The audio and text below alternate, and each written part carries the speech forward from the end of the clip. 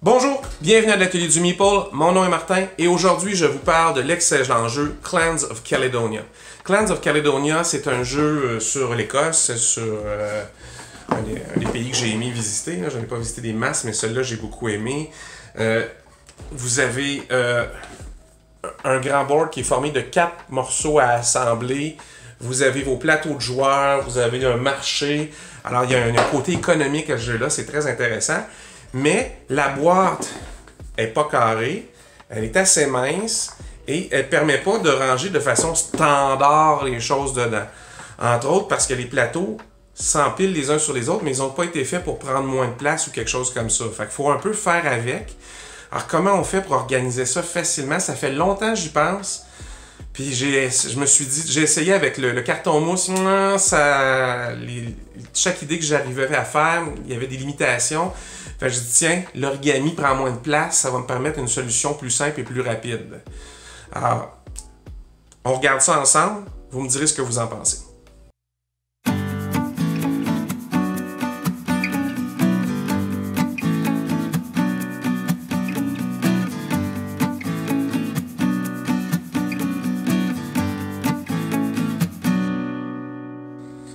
Alors aujourd'hui, on regarde pour Clans of Caledonia.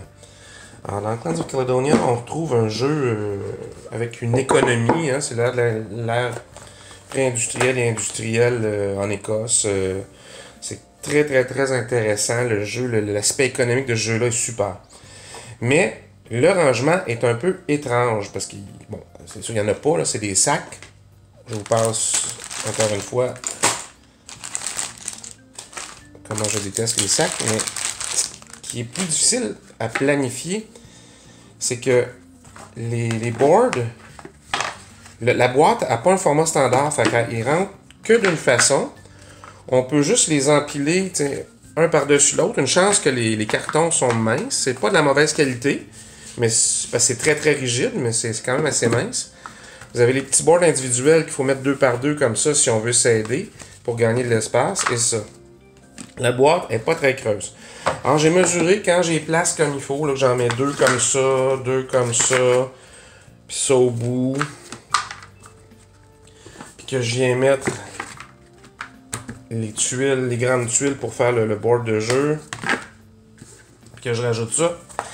Il me reste 3,5 cm d'épaisseur. C'est pas beaucoup, 3,5 cm d'épaisseur. Qu'est-ce que je vais faire? Ben, je me propose ici de faire des boîtes en origami puis de mettre ça par-dessus à la fin. Parce que les boîtes en origami vont couvrir le fond de façon le plus égale possible. Puis quand on va l'ouvrir, on pourra juste sortir les trucs. Peut-être que la dernière boîte ne sera pas une boîte. Vous savez, j'aime bien mettre les pièces de monnaie dans des petits sacs. Alors ça permettra d'enlever le petit sac puis d'aller facilement chercher toutes les autres boîtes une après l'autre. Je vais faire des petites boîtes selon la couleur des joueurs.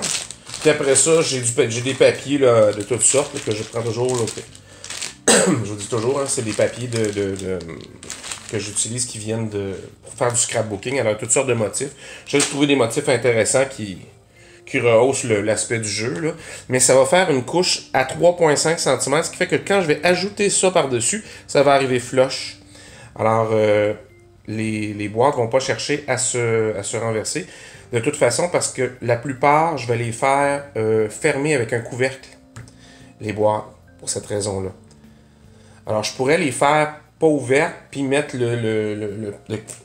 ça ici, le livre de règles aussi, ça pourrait être une solution pour prendre moins de papier, moins d'espace. Vous faites toutes vos petites boîtes, vous mettez ça, puis vous mettez les boards par-dessus. Ça fonctionnerait aussi. C'est une autre façon. Puis c'est plus facile peut-être à aller chercher après, c'est moins de travail. Ça, vous verrez, c'est selon les goûts. Alors, je me mets à l'ouvrage.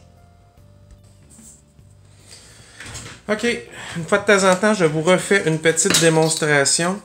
Alors, pour faire les boîtes sur mesure, vous pouvez partir d'un carré, vous pouvez partir de n'importe quelle forme. Un rectangle, ça ferait aussi, mais c'est toujours, la plupart du temps, votre papier va venir, si vous achetez du papier d'origami, en carré. Déjà, si vous achetez du papier,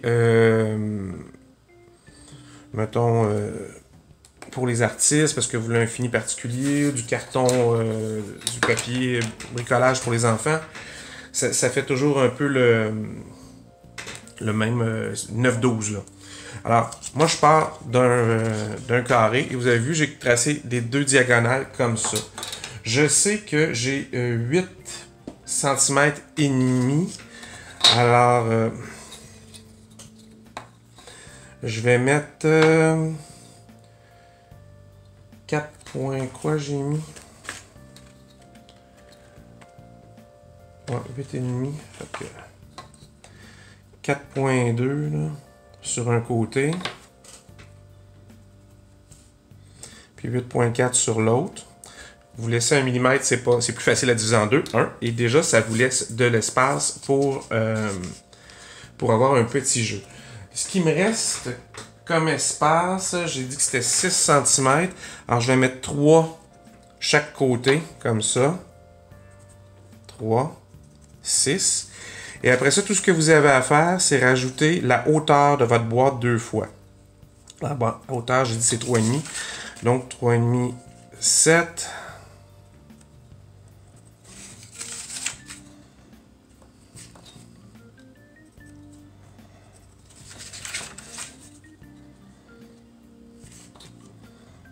Et demi, 7. C'est la boîte mesure sur mesure hein, qu'on fait maintenant. Alors, tout ce que vous avez à faire à chaque fois, c'est d'aller avec votre doigt, de pincer là où est votre petite ligne et de ramener la pointe sur la diagonale que vous avez fait. Je repasse mes plis. Vous pourriez le faire avec un ongle, le dos d'une cuillère, n'importe quoi. Je vous conseille toujours de repasser vos plis. Ça fait un pli plus net, particulièrement quand vous n'êtes pas dans le sens du grain du papier. Le papier, comme le bois, ça a un grain. Si vous voyez ma table, le grain va dans ce sens-là. On voit le design du bois. Ben, si vous essayez de prendre un morceau de papier, peu importe lequel, et vous essayez de le déchirer dans un sens et il vous fait une ligne presque droite, vous êtes dans le sens du grain. Si vous déchirez dans l'autre sens et que ça fait n'importe quoi, plein de zigzags, vous êtes probablement contre le grain. Et là, comme on est en diagonale par rapport à la feuille, mais vous n'êtes jamais parfaitement sur le grain. Parce que le grain, il ne va pas en diagonale sur du papier, là. Quand le papier est fabriqué, il est enroulé, puis après ça, il est coupé, puis tout ça, là, pour sauver de l'espace, mais il n'est jamais coupé sur la diagonale. Jamais, jamais, jamais, jamais. Ça créerait des pertes terribles. C'est déjà assez cher. Ça doit être une ressource renouvelable. On essaie de ne pas en abuser. Des fois, les gens me demandent qu'est-ce qui est mieux, le carton mousse pour les inserts ou l'origami. Souvent, c'est un peu des deux. Quand l'espace est très contingenté dans votre boîte, que vous ne trouvez pas, mettons, du carton mousse à 3 mm d'épaisseur, juste du 5, mais l'origami, c'est souvent votre meilleur ami. Là. Ça prend très peu d'espace. Il y a plusieurs sortes de boîtes. Celle-là, si on ne fait pas de couvercle, elle prend très peu d'espace. C'est sûr que si on fait un couvercle, ça rajoute un petit peu à gauche, à droite. Puis ça peut rentrer plus serré. Alors, vous voyez comme ça, j'ai fait tous les plis d'avance. L'origami, c'est souvent ça. Alors, vous avez un quadrillé. Et le fond de ma boîte est là. Je vais prendre sur la longueur, comme ça. Et je vais plier le côté de la boîte sur le côté de la boîte. Ça va être le fond. Alors, je plie le côté sur le côté. Et je le ramène comme ça. Et là, je suis chanceux. Ma pointe arrive parfaitement sur là. Je ne serai pas obligé de couper l'excédent pour pas que ça remonte de l'autre côté. Franchement, un addon. C'est très bien. Vous repassez les plis pour être sûr. Alors, vous avez quelque chose comme ça. Moi, je revire à l'envers. Vous mettez les plis que vous avez fait en dessous. Et vous avez des petits carreaux. Alors, ça, c'est le côté de votre boîte. Alors, le premier, vous le renversez, puis vous placez la ligne sur l'autre ligne. Et vous venez faire un pli ici. Ça va être pour quand on va remonter les côtés tantôt. Le pli va être déjà fait. C'est beaucoup plus simple. Et si la boîte était parfaitement carrée, vous auriez pu plier en deux et vous auriez retrouvé cette ligne-là. Mais là, la boîte est faite sur mesure. C'est ce que je fais le plus souvent, des boîtes sur mesure. Alors, c'est le meilleur truc que j'ai trouvé. Je prends la ligne ici, puis je la replie sur celle-là. Je peux essayer de l'approcher. Alors, la ligne ici, je la mets sur celle-là. Alors, je vais pousser ça sur la pointe, la ligne sur la ligne, et vous venez repasser le pli avec votre ongle. Je refais la même chose. Vous voyez, ça a le plié ici et là. Je refais la même chose ici.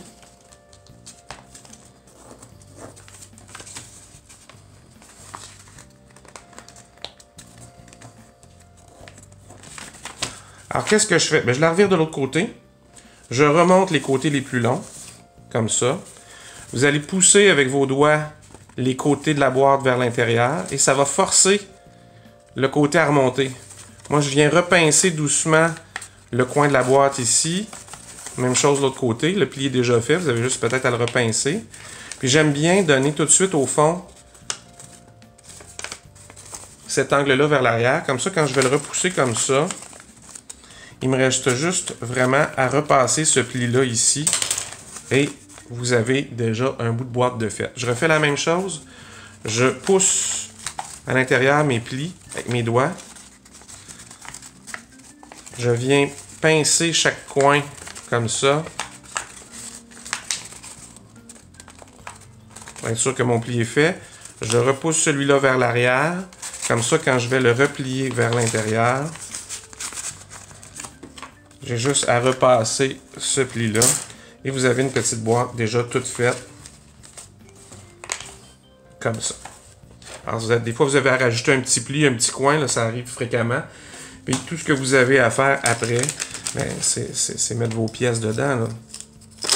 Alors, voilà, c'est vrai.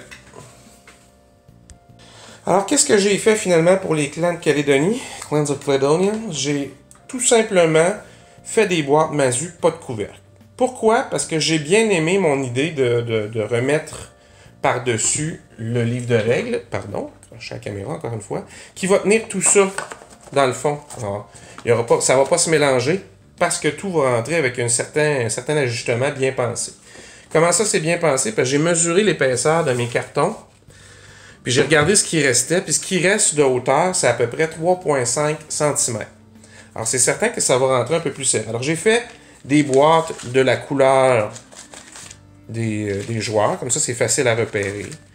J'ai pris un beau petit papier avec un fini bois pour les ressources et les boîtes en bois. Ça me semblait aller de soi. Puis j'avais d'autres là avec des belles textures. Puis ici, c'est un petit vert pâle. Ça peut faire écossais, ça peut faire comme les Highlands. Et j'insère tout le reste. J'ai pris un de mes petits sacs que j'achète pas cher pour mettre les pièces de monnaie. Voilà, quelques-unes là. Alors, c'est tout simplement pour une question d'esthétique. J'aurais pu faire une autre boîte. Là. Mais ça fait que tout entre parfaitement. J'avais 21 cm. J'ai fait des boîtes de 2 mm chacune plus petite. Pour qu'il y ait un petit jeu, pour pas que ça... Pour être sûr que ça rentre pas trop serré jusqu'à là. S'il y a un petit jeu de rien comme ça, il n'y a rien qui va passer à côté quand même. Alors, qu'est-ce qu'on fait? On met évidemment la règle de jeu. J'ai dit tantôt que certaines pièces, comme ça, j'allais les stacker 2 par 2 pour que ça soit moins épais, comme ça. Je vais en profiter pour mettre les petits aides de jeu. J'avais mis comme ça, je pense. En fait, j'en mettais 4 comme ça. Puis les 4 autres qui sont en français sont plus minces. Je peux les glisser en dessous, comme ça. Et après ça, qu'est-ce qu'il reste? Ben, il reste des boards un peu plus longs à placer. Je vais en profiter pour insérer ici le petit paquet de feuilles pour le décompte final et mettre par-dessus le restant des...